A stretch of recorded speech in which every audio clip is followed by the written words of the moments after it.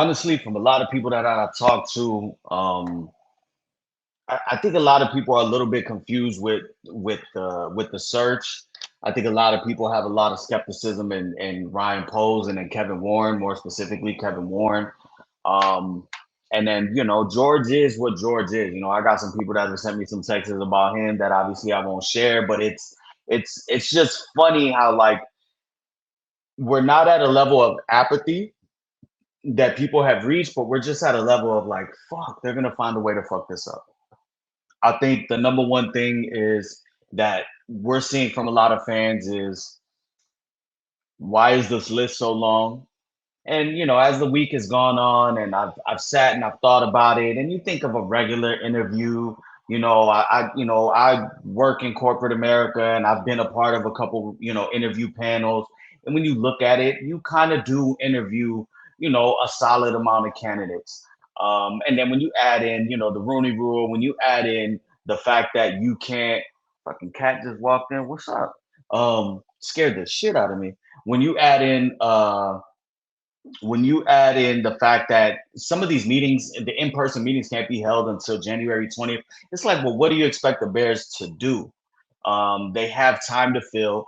I've actually come down from the stands as far as everything being held on Zoom. The only ones that I felt should have been in person because they technically can be in person is Pete Carroll and Mike Vrabel. Because you're going through one of the biggest, the most important hiring cycle in your franchise's history, all things considering, because you have such a talented quarterback prospect. For the first time ever, you've had the first pick and you've taken the number one quarterback. You're on the verge in the future. We don't know when. I really don't give a fuck when. I don't care about it. But you have a stadium coming. This is a very important hire because we get this hire wrong, then more often than not, then you bombed on Caleb Williams. And I don't know if you could come back from that. So I felt like with such an important hire and with somebody like Mike Vrabel available, you're doing yourself and you're doing the organization a major disservice and not getting him to see the facility. How many times have we heard players, free agents, that have come in, signed with the team, and when people ask them, "Hey, what are your thoughts?" They're like, "Wow, I really didn't know how amazing this facility is." That is one of the things that Ryan Pace really did get right in his tenure. The whole remodeling of Palace Hall and going ahead and adding the new workout facility in the gym. So I feel like there's nothing like seeing somebody in person. And with somebody like Mike Vrabel, we could probably be on this show today, and we could. Would it shock any of y'all? If we're on this show right now. We get an alert that Mike Vrabel is hired by the Patriots. Not at Like all. No, more often than yeah, like that's kind of where we're going. And it's like, damn, you weren't even able to get him in the building.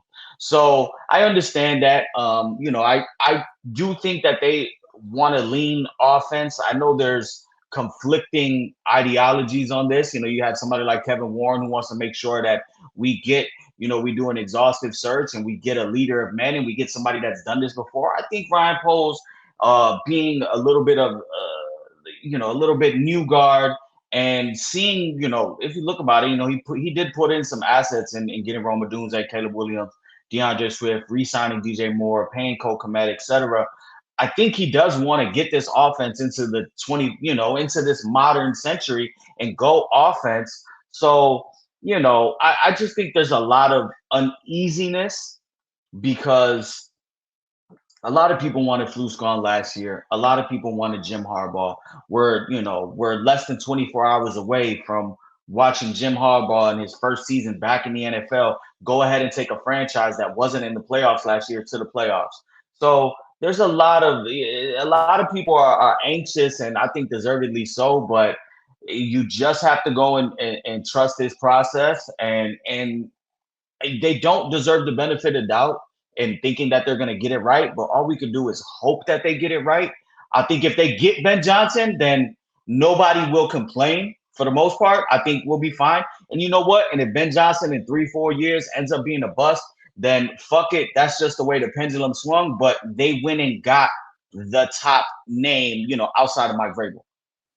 yeah, I'm with you, man. I think that a couple things. One, I do feel that this fan base. I don't think Bears fans will ever actually reach apathy, and the reason I say that is outside of them being the number one team in the city, it's football. It's 17 games a year. It's not like it's an 82 game season with basketball, 162 game season with baseball, where you can get detached throughout the season. It's very hard to just, even when like every team, you can be the most ass team in the league. You're gonna find a way to get excited about the team. Even Panthers fans, who's the worst saying this shit? Tennessee fans, because it's football. So I don't know if they'll ever reach the part of apathy, but I do feel like Mikey, the word you is perfect. Anxious. There's a lot of anxiety going on that they're going to fuck it up again. And I said that until they're actually doing it, I'm expecting them to fuck up. But at the same time, like, I have a weird feeling. Like I'm like 50% optimistic and 50% like, oh, they're gonna fuck it up, because I also feel like they've also done things this year that they haven't done before. Now, granted, the way they done it is still peak Bears, but they actually did fire a coach mid-season, which is maybe something that they know what they've got to do. And even with the airplane thing, and they come out saying, oh, we're not gonna do that again. You know what I'm saying? Like, I think the biggest issue with the Bears is something I said on Twitter during the break is I don't believe that George McCaskey is like Jerry Reinsdorf. Jerry Reinsdorf honestly does not give a fuck about the Bulls and the White Sox. He does not care. I believe George McCaskey cares. He just doesn't know how to make it work. He doesn't know how to hire the right people. And when he hires the people, he meddles. He doesn't let them do his job. There's no reason for him to be interviewed. If he wants to be at the press conference, it's well his right as chairman of the board to be at the press conference. But just be there and shut the fuck up. I don't need to hear you talk. There's no reason to talk. Bro, George is really one of the George is like that guy in your fantasy group that he has to do every single thing. He has no clue what he's talking about. Right. Like he's gonna make 15 trades. I keep saying he's Conor Roy. He's gonna make 15 trades that make absolutely no sense, but he's gonna look you in the face and tell you, you know what, this is the move that we needed right here. It's like the election episode. Remember when Shiv, Roman, and Kendall in the room, and here come Conor? You don't need to be here. George is the one in fantasy, Dante, that is rostering 3 quarterbacks for no reason. Yes. It's like, why you just smart? Like he just got right. Like, somebody's gonna need one down the road. But Scott, to your point, yes, to your point about the owners, they're also 2 different people. Jerry, fortunately, he bought himself some grace because he bought this franchise, the Bulls, when they were at their bottom. And he developed them into a winner. He reaped all the benefits. He cashed out on them. So it's cool. George is just inheriting what somebody else has built. And he truly just, like you said, he truly doesn't know. He truly doesn't know, how to go about it. And I think it's a part of that, like, no, we joke Conor Roy, but I think it is that Conor Roy shit. It's just like, I wonder what his role was growing up.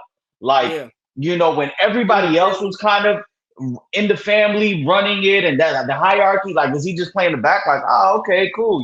Like the motherfucker shows up to go pick up Ryan Poles in the Nike Pegasus with the Bears logo on it in a Bears jacket, and he ain't even double parked like a real one. He went and parked at the cell phone lot, got his voucher and had to cross, he crossing the link over at O'Hare to get him. And it's like, no. And for as much as people shit on Kevin Warren, you got to applaud Kevin Warren, because Kevin Warren is the sole reason as to why they're no longer going to be putting these candidates, when they do come down to their finalist group, the 4 or the 5, they're not going to put them on a Southwest airline, 5th row priority, and they're, and waiting there with their bag. Like the niggas on Frontier.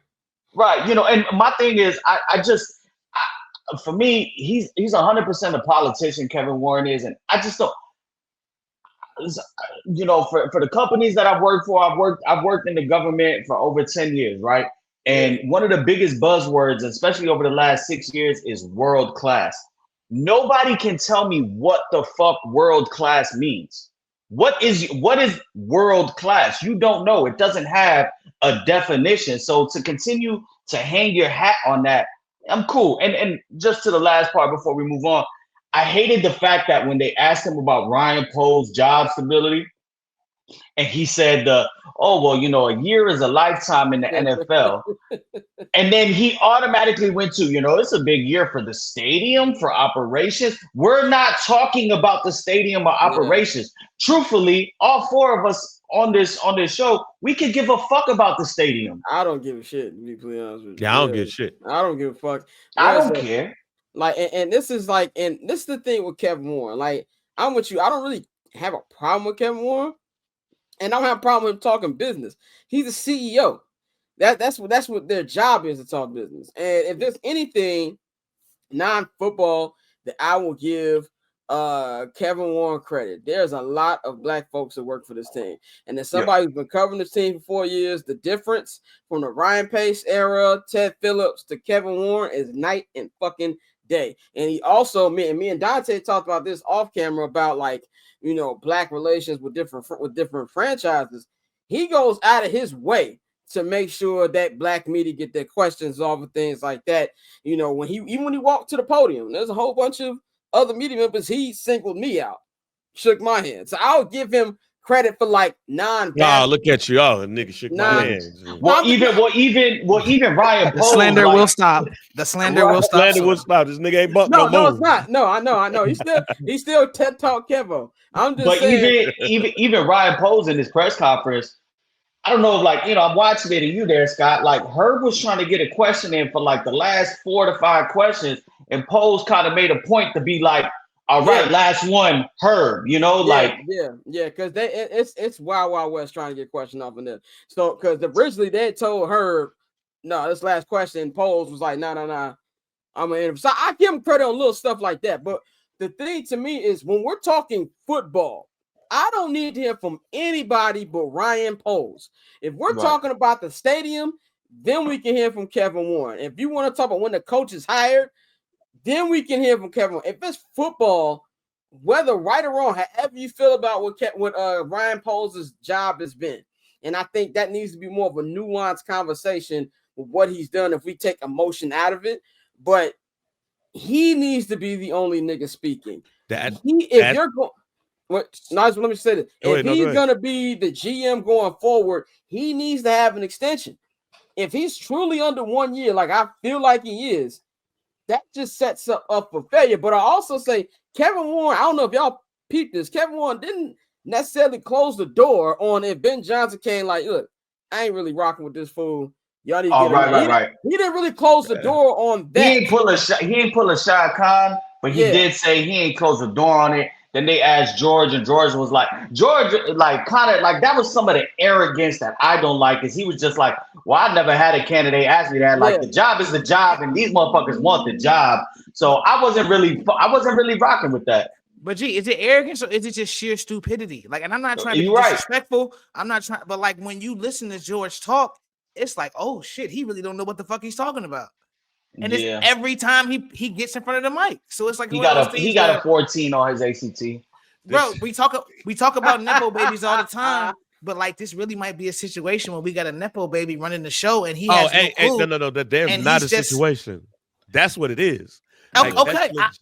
That not only is that legit what it is, to Scott's point, this is why I said a couple of weeks ago, we need a football czar along with Kevin Warren. You need Kevin, go get the stadium. Go take care of that. Boom. We need somebody that speaks, lives football. Now, both of them niggas can report to George. They can. But we need somebody that's going to handle football relations. It is what it is at this point. I am tired of hearing from George. I feel like if you want to get more information about this organization, you better all speaking to somebody else on this platform than listening to George as, because George clearly has no clue what he's doing, what's going on. I heard somebody say, like, yo, he's been I think you said in the chat, he's been doing the DEI. Do the DEI stuff. Do that shit. Right. Go talk to the league. Like, do that shit. But football, no. And if it's and here's the thing: if it's promote Ryan Poles to that VP of football operations type shit, and then promote Ian Cunningham as the GM. If y'all want to do that, I'm cool with that too. But see, I'm not cool with that. I just don't want to hear from George. I'm just saying, right. I'm cool with whatever, where I don't have to hear George talk. Right. But see, I'm not cool with that because Ryan Poles don't deserve to fail up. His record doesn't, warrant that. But as many white motherfuckers that fail up. I was like, I'm half and half on that. Like, I'm half and half. From a fan perspective, I'm like, I'm with you. The nigga sounded like, but all of this pecking order and him being adamant that this is a vertical situation. The head coach reports to the GM reports to the president of football, president of football, goes to the chairman. He did this backwards. Remember, they hired Poles, they hired the coach, and then 3 months later, then they introduced Kevin Warren. Like, it's just like Scott said, we circle. It comes back to the opening point. I just don't think he knows how to go about this in the right way from start to finish. Yeah, and to get back to the coaching vetting process, I was like you, Mikey, at first. I was upset about 15 people you interviewing and why that's not virtual. But once I've heard more from not just other members of the Bears media and just national heads, and for the reason you named, Mikey, a lot of them can't even actually be in person until like the 20th or some shit like that. I started not to care as much. And also, the Chargers last year, I didn't know they interviewed 15 people before they eventually hired Harbaugh. So cool. Triple double hat trick, I know the code too. Ice trade, go for trade, yeah, we cold too. Getting paper on these player haters, old news, money on the other line, so I'm not gonna hold you. Money on the other line, so I'm not gonna hold you. Money on the other line, so I'm not gonna hold you. Money on the other line.